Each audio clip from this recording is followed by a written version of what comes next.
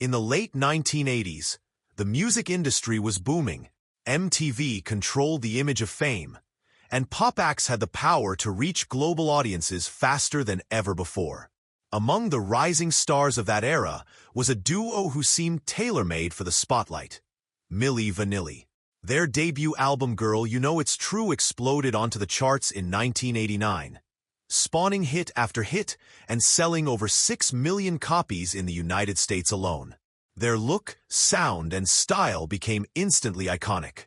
In 1990, they were awarded the Grammy for Best New Artist. Within a year, they would become symbols of one of the biggest scandals in music history. Rob Pilatus and Fab Morvan were the faces of Milli Vanilli, but they weren't the voices.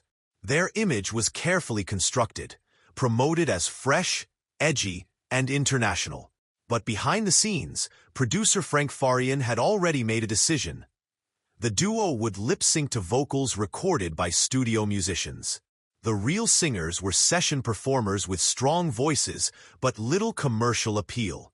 Farian believed the market wanted image, not authenticity. And for a brief time, he was right. Milli Vanilli quickly became a global sensation. Their singles topped charts across Europe and North America. Blame It on the Rain, Baby Don't Forget My Number, and Girl I'm Gonna Miss You all hit #1 on the Billboard Hot 100. Their Grammy win was the industry's way of acknowledging their meteoric rise. But the foundation was already crumbling. Rumors had swirled for months. During a live performance on MTV, the track skipped, repeating the phrase, "Girl, you know it's, girl, you know it's, girl, you know it's true," while Rob frantically tried to recover. The incident was brushed off at the time, but insiders started talking. Journalists and musicians began questioning the duo's vocal abilities. It didn't take long for the truth to surface. In November 1990, Frank Farian publicly admitted what many suspected. Rob and Fab hadn't sung a single note on the album. The revelation was catastrophic. The Grammy they had earned just months earlier was rescinded, the first time in history that the Recording Academy had revoked an award. Their career collapsed in an instant. Public appearances turned hostile. Lawsuits followed, and their record label dropped them. In an attempt to recover their credibility, Rob and Fab released an album in 1993 as Rob and Fab, using their real voices. It flopped. The stigma of the scandal was too strong. No one wanted to hear from them again. Not as musicians, not as performers, not even as cautionary tales. Behind the collapse was a deeper issue: the music industry's obsession with image over substance. Rob Pilatus and Fab Morvan were young, inexperienced, and under immense pressure. They didn't create the fraud, but they agreed to participate in it.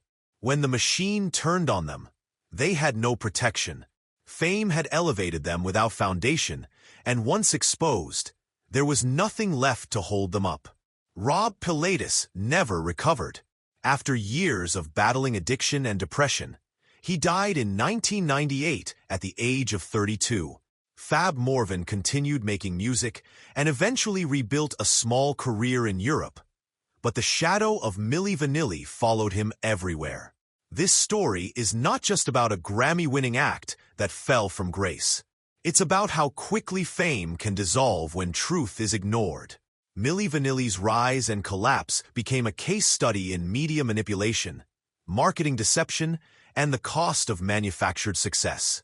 They were awarded for something they didn't do, and punished for playing a role in a lie created by others. Their downfall wasn't just about lip-syncing. It was about trust, credibility, and the fragile nature of fame built on illusion. They won a Grammy. Then they lost everything overnight.